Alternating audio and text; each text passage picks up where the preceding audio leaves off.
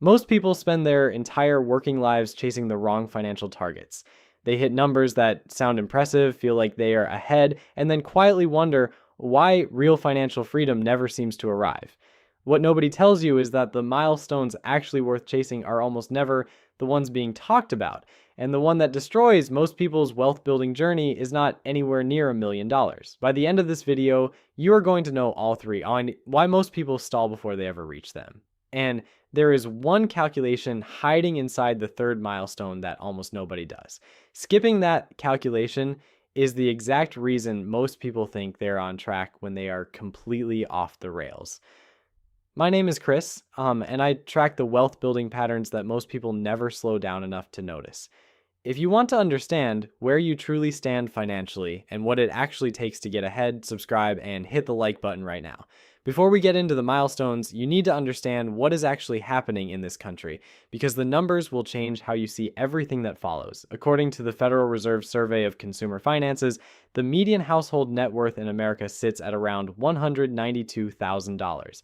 That sounds almost reasonable, until you remember what the word median actually means. It means half of all American households have less than that. And when you look at the bottom quarter, the picture becomes brutal.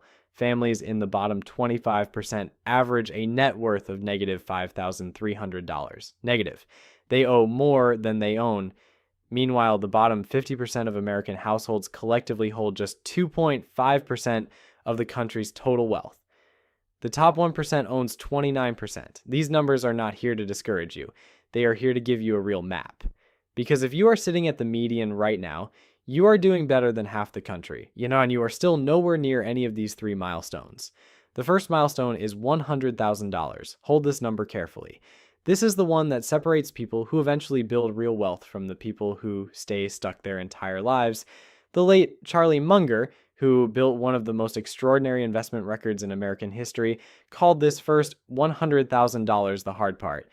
The brutal, grinding, slow part, the part where you are saving every single month, watching the market move, and your number barely seems to budge. Here is exactly why that is, and why crossing it changes everything underneath your feet.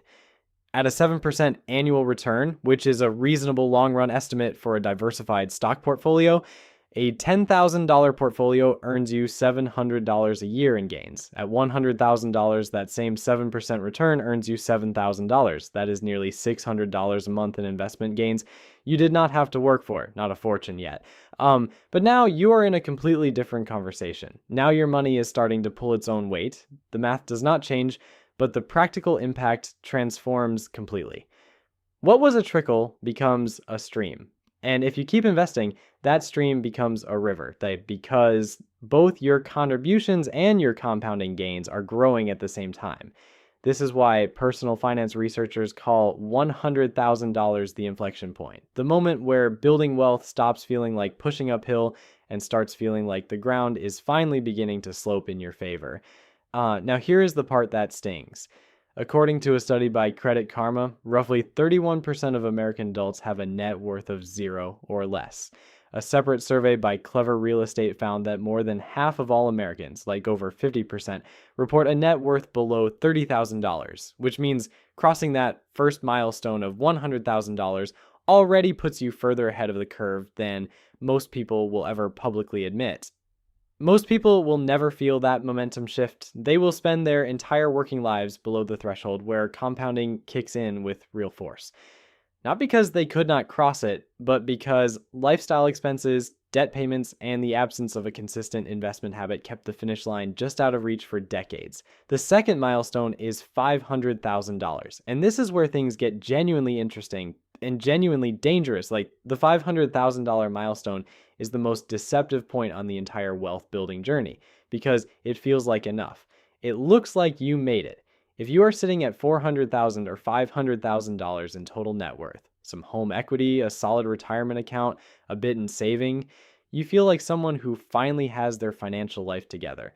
And that feeling is exactly what stops most people from ever building real wealth. The middle half of Americans have a net worth somewhere between $27,000 and $659,000. That means the $500,000 mark puts you right around the top quarter of the country. Genuinely impressive, but here is what tends to happen behaviorally at that level. Lifestyle inflation accelerates. People in this range start upgrading their cars, renovating their kitchens, booking better vacations. Savings rates plateau or drop. Contributions to investment accounts slow down because the urgency is gone. They do not feel behind anymore. So the discipline that carried them this far quietly fades. And here is what that actually looks like in real life. Think about someone like Trevor. He is 44 years old. He spent 20 years grinding, paid off debt, maxed out his 401k most years, did almost everything right. He hits $480,000 in net worth and something shifts inside him. He starts thinking differently. He trades up to a newer truck. He finally does that kitchen renovation. He and his wife start taking one big international trip every year instead of a long weekend road trip. None of those things are wrong on their own, but his savings rate drops from 22% down to 9%. He stops reviewing his investment contributions. The urgency that drove him for 2 decades disappears almost overnight. 5 years later, Trevor is sitting at $560,000. He feels fine.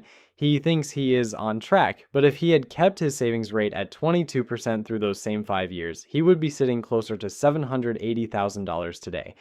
That gap, $220,000, is not the result of a market crash. It is not bad luck. It is the comfort trap closing around someone who earned the right to feel comfortable but could not afford the habit changes that came with that feeling. This is not a story about being irresponsible. Trevor is not blowing money on things he cannot afford. This is a story about what success feels like when it arrives and how quietly it rewires your behavior without you even noticing it is happening. And the deeper problem is this. The gap between $500,000 and genuine financial security is wider than the gap between 0 and 500,000. The stakes are higher, the numbers are bigger, and the habits need to be tighter at the exact moment when most people loosen the reins. According to Ramsey Solutions' national study of millionaires, which surveyed over 10,000 American millionaires, 3 out of 4 said the primary driver of their wealth was regular, consistent investing over a long period of time.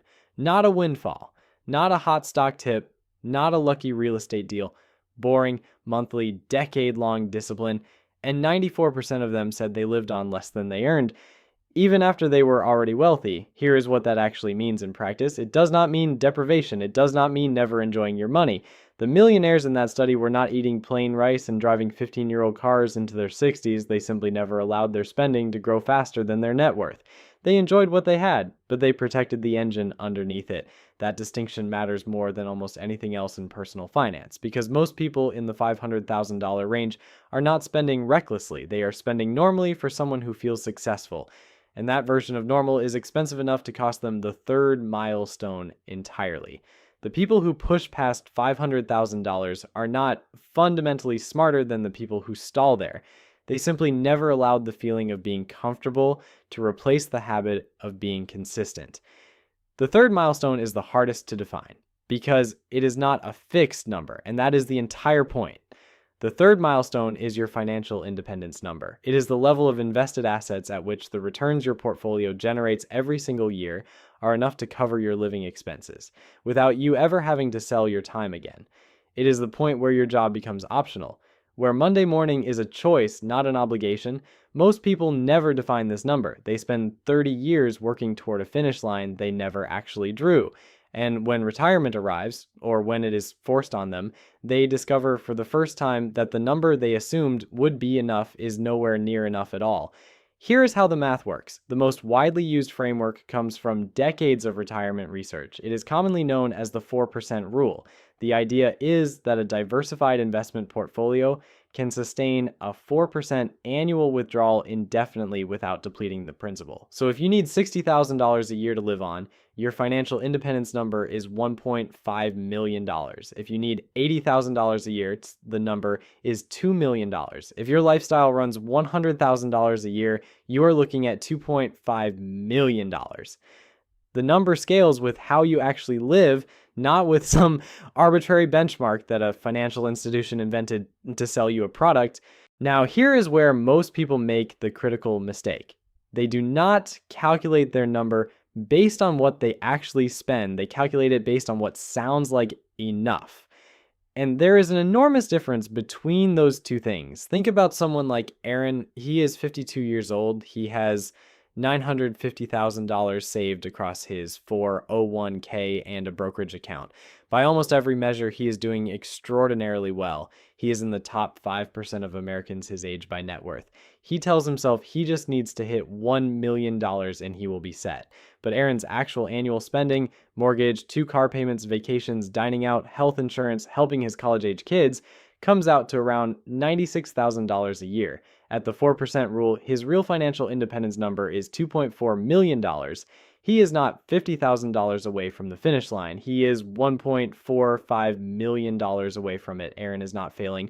Aaron is succeeding by almost every external measure, but because he never ran the actual math, he has been running toward the wrong target for over a decade, and with maybe 13 working years left, he now has to close a gap he did not even know existed. This is not a rare situation. This is the most common situation. Most people who are approaching retirement, or who believe they are approaching retirement, have never once calculated their actual financial independence number based on their actual annual spending.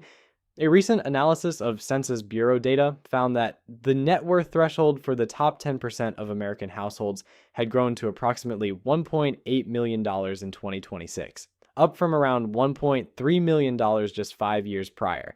And that is not the top 1%. That is not the ultra wealthy. That is simply the level required to sit in genuinely elite wealth territory in this country right now. And it is nearly $2 million. Meanwhile, most Americans believe they need around $1.5 million to retire comfortably. Almost nobody has it. Only around 3% of retirees have crossed the $1 million mark in retirement-specific accounts. The gap between what people believe is enough and what the numbers actually require is enormous. And it does not have to be. The math is not complicated. You do not need a financial advisor to run it. You do not need a complex spreadsheet. You need one number, what you spend per year, and one multiplication. That is the entire formula. But most people avoid doing it because part of them suspects the answer is going to be uncomfortable and they would rather feel like they are on track than actually find out whether they are or not. That avoidance is one of the most expensive financial decisions most people ever make. Here is what I want to leave you with, because this video is not designed to make you feel behind. It is designed to make you think clearly. Every single one of these 3 milestones, the $100,000 ignition point, the $500,000 comfort trap, and the financial independence number specific to your own life, is reachable on an ordinary American income. Ramsey's Millionaire study found that the majority of American millionaires earned average incomes throughout their entire careers. The critical variable was not their salary. It was their savings rate and the number of years they stayed in the market without panicking, inflating their lifestyle, or stopping. $1,000 a month invested at 7% annual returns for 30 years grows to over $1.2 million. That is the boring truth about wealth in America. These 3 milestones are not secrets. They are benchmarks. They show you exactly where you are on the map. Not where you feel like you are, not where you assume you are, but where the numbers actually say you are. And knowing exactly where you stand is the only way to figure out what you need to do next. Here is your action step right now. Take what you currently spend per year and multiply it by 25. That is your financial independence number. Write it down. Then check where your current net worth sits in relation to it. Most people who run this math for the first time are genuinely surprised. Either they're closer than they expected, or they realize they have been measuring the wrong thing for years. Either way, you needed to know. Now, do not just sit on this information. The best thing you can do right now is share this video with one person in your life. A friend, a sibling, a coworker who needs to hear this before it is too late for them to course correct. You might be the most important financial conversation they ever have. And if this video got you thinking about the mindset behind money and not just the math, go watch our previous video right now. Money mindset, why how you think about money matters more than how much you make. Because the numbers we talked about today only work when your thinking is aligned first. We will see you there.